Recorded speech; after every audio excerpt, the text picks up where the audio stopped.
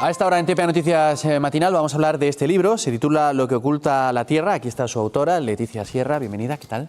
Hola, ¿qué tal? Muy bien, muy a gusto. Es un libro muy interesante porque la autora es asturiana y está ambientado en Asturias, sin destripar nada. ¿Qué es lo que cuenta la novela? Pues la novela cuenta la historia del Pozo Fortuna, que es un pozo que está en el Valle de Turón, cuenca minera del Caudal, y cuenta todo lo que ocurrió allí en la época de posguerra. Es lo que cuenta la novela, básicamente. Bueno, nada agradable ocurrió allí, es conocido lo que por pasó en el Pozo Fortuna. Por desgracia no es una historia bonita, ¿no? Está ambientada en los años 90, a mediados de los 90. La historia se cuenta en dos tramas diferentes. Cada trama es un espacio temporal distinto. Tenemos por un lado la trama que se desarrolla en 1940. En esta trama se cuenta a través de los ojos de una mujer que es asesinada en el Pozo Fortuna la vulnerabilidad, el miedo, el sufrimiento que vive esta mujer durante los 2 últimos días de su vida. No destripes nada, ¿eh? Y en la segunda trama, sin hacer spoiler, sí. que es la trama, vamos a decir que es la trama que vertebra, es el eje que vertebra toda la historia y toda la novela. Ahí, a través de un crimen en 1995, que es el año en el que se desarrolla toda la novela, empezamos a descubrir, con la investigación de este crimen, empezamos a descubrir quién denunció a aquella mujer, por qué muere aquella mujer y qué la lleva a las circunstancias que la llevaron. Pero hay mucho más, ¿no? Hay mucho más. Sí. Hay la historia de una comunidad, de un sí. pueblo, digamos. Hay mucho merengue. Y de una familia. Sí, hay mucho merengue. No, es la historia de un valle, en realidad, porque el Valle de Turón es un personaje más, o por no decir uno de los más importantes de la novela. Toda la novela se desarrolla en el Valle de Turón, en 1940 por un lado y en 1995 por otro. Además, en una época, años 90, en el que condenan a muerte a ese valle en particular y a las cuencas en general. Entonces está muy presente pues esas primeras prejubilaciones, el cierre de las minas, en el 95 cierra el Pozo de Santa Bárbara, que es el último del valle. Está muy presente ese sentimiento de fracaso, de desarraigo, de que están acabando con el futuro del valle y con el futuro de las siguientes generaciones. Entonces eso está muy presente en toda la novela. Estoy mostrando aquí a la cámara, no sé si lo podemos sacar, ahí lo están viendo. Esto es lo que uno se encuentra nada más abrir el libro, que está muy chulo, si me lo permite. Sí, es una ilustración que preparó la editorial con todos los escenarios de la novela. Y bueno, pues los escenarios de la novela estamos hablando que desde Villavazal, La Beguina, Urbies, El Lago, San Andrés, Pozo hasta Fortuna, Figarero. La Lloca, hasta Ujo. La Cerecina. Aparecen muchas localizaciones de ese valle. ¿Es difícil armar una historia así cuando se habla de... Claro, yo no sé, es una reflexión que hago, ¿no? De una sociedad que no sé si sigue tan viva como estaba en los 90 o en los 40. Es decir, ¿queda ese pozo en el valle? El valle es igual que, las cuencas mineras en general son zonas deprimidas, pero son zonas deprimidas porque llegaron a ser zonas riquísimas y cuando se decidió ese cierre, vamos a decir, pactado y subvencionado, no se les dio opción a nada, se perdieron puestos directos del sector, pero es que se perdieron los puestos indirectos que dependían de ese sector. Entonces son zonas deprimidas, son zonas que las dejaron sin una alternativa a ese tejido industrial roto. Y se nota en el ambiente. Además, en el libro hay una frase que dice esas zonas siempre fueron zonas grises. Ahora son zonas verdes, porque ya no hay escombreras, porque ya no hay humo, porque ya no hay hollín. Entonces, conforme el verde va ganando la partida al gris, la esperanza pierde la batalla, Claro. que es un poco ese sentir. Solo queda el paisaje. Solo queda el paisaje. el paisaje y en esta novela los muertos.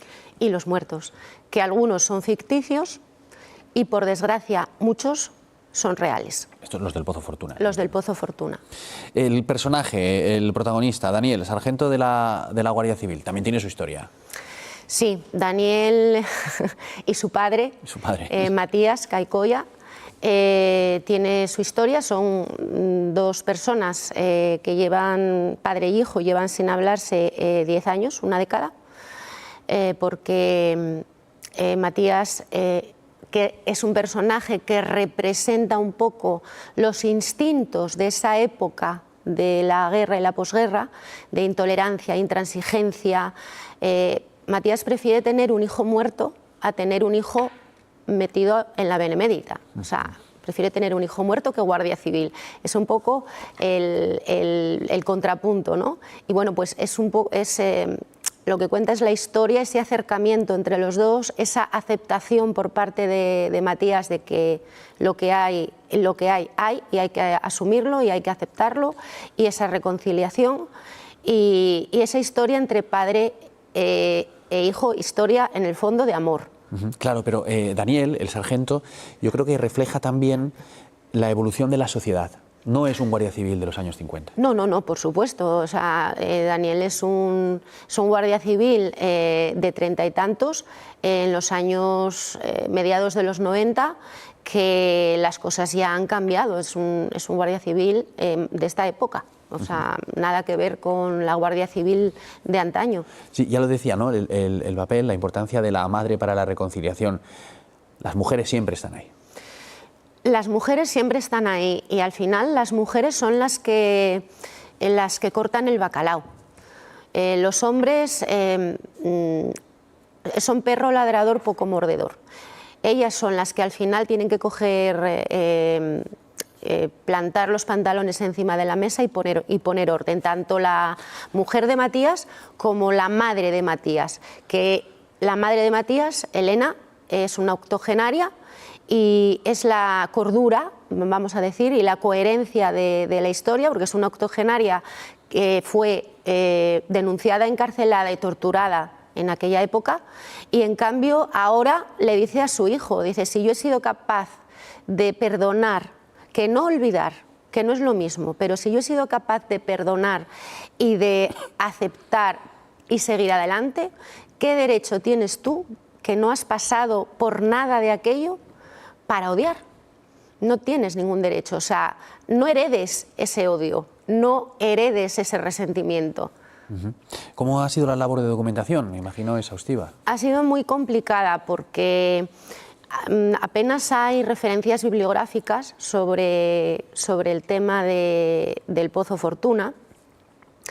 Los testimonios, obviamente, los quienes podrían aportar testimonios sobre víctimas del Pozo Fortuna están muertos,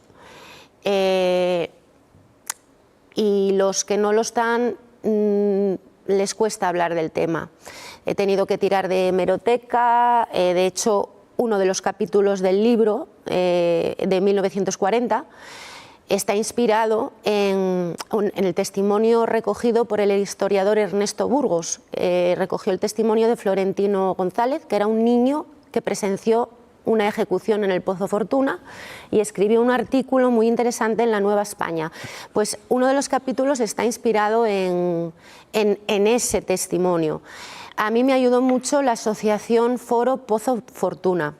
En aquel momento su presidente, José María Prieto, Chemari, me facilitó documentación, me facilitó bibliografía, me facilitó documentación audiovisual de familiares de las víctimas contando, y luego sí que fue muy laborioso el volver al Turón de 1995, porque a nivel urbanístico, a nivel arquitectónico y a nivel de tejido industrial ha cambiado muchísimo desde el año 95 hasta ahora. Entonces, eso sí fue una labor bastante trabajosa, el volver al Turón de los 90. Y desde la emoción, ¿cómo se puede escribir una novela manteniendo la equidistancia? No sé si... No, claro, no se puede. A esto me refiero, ¿no? Uno se implica, porque se implica, conoce toda la historia del Pozo Fortuna y luego, ¿cómo escribe desde otro punto de vista para elaborar la novela? No lo sé, no sé si es posible. Cuando te pones a escribir, a ver, ya cuando tienes la historia en la cabeza es muy difícil ya desprenderte, separarte. Cuando te pones a escribir te metes de lleno y una vez que terminas te cuesta tomar distancia de la historia, porque al final tú eres todos los personajes, o sea, eres la narradora. Como narradora quieres ser neutral, por lo menos yo me gusta ser neutral como narradora y que sean los personajes los que hablen y los que opinen. Pero claro, te tienes que poner en la piel de todos ellos y con algunos empatizas muy bien, claro, pero es que con otros no. Entonces, ¿y eso se nota igual o no? No se tiene que notar. Ya, claro, esa está la dificultad. No se tiene que notar, es decir, yo no empatizo con Matías Caicoya. O sea, yo me lo cruzo por la calle y a ese hombre ni le saludo, no le doy ni la hora, porque no empatizo con él. ¿Y lo ha creado usted? Y lo creé yo, pero yo tengo que hacer que ese personaje, el lector, pueda entenderlo y defender sus argumentos. Tengo que empatizar mucho con él y eso es un esfuerzo tremendo. Sí, claro, porque luego es el lector, lo hablamos alguna vez con algún escritor o escritora, el que sacará sus propias conclusiones de cada personaje. Tiene que ser el lector quien saque sus conclusiones.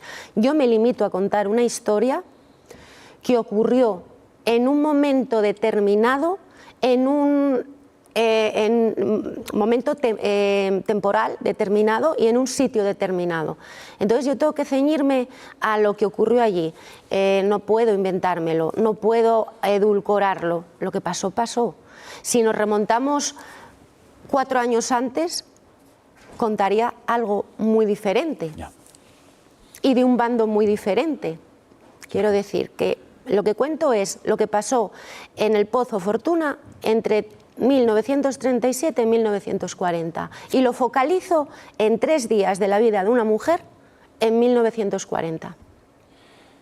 Y en medio de esto, que es realmente importante para la historia, porque este es un libro de memoria, ¿no? ¿Cómo puede haber cabida para el humor dentro del libro? Porque tiene esas notitas de humor. Sí, hay 2 personajes, que uno es Braulio Ochoa, que es el forense, que tiene un sarcasmo que saca de quicio... Es que yo creo que si no, no se puede ser forense. ...a la Guardia Civil. Y luego el compañero de Daniel Caicoya, el cabo Arias, que tiene mucho chascarrillo. Es un humor muy dosificado. Es un humor que lo aplico de forma muy puntual, porque esto no es un libro cómico, pero que ayuda a aliviar o a mitigar un poco la carga emocional que tiene el libro. Es un humor quirúrgico. Más o menos. Podríamos decir. ¿Cuánto hay de la periodista Leticia Sierra en la novelista Leticia Sierra? Todo. Tú date cuenta que la periodista Leticia Sierra investiga, contrasta, habla con fuentes directas y escribe. La novelista Leticia Sierra investiga, contrasta, habla con fuentes directas y escribe. La diferencia entre la novelista y la periodista es que la novelista tiene libertad total para escribir lo que quiera. La periodista no. Bueno, sabes que un periodista se debe a una serie de condicionantes, de espacio. Yo aquí escribo 400 páginas. Claro. Y me expreso como quiera expresarme. En un medio de comunicación no tienes que ceñirte a una serie de procedimientos y a una serie de reglas, a unos formatos, a la propia identidad de ese medio, efectivamente. Etcétera. En cambio, en la literatura eso te lo permite todo. Leticia, ¿en qué está trabajando ahora? No le sé si preguntarle si habrá más entregas de este... Bueno, lo dejamos ahí, si le parece, ¿no? Hasta ahí podemos leer. Hoy sale a la venta, si no me equivoco, así que... Hoy sale a la venta en todas las librerías El que se anime, que vaya, lo compre, lo lea y luego que nos cuente. Es la novela Lo que oculta la tierra de Leticia Sierra. Muchas gracias por venir aquí. Gracias a vosotros por invitarme.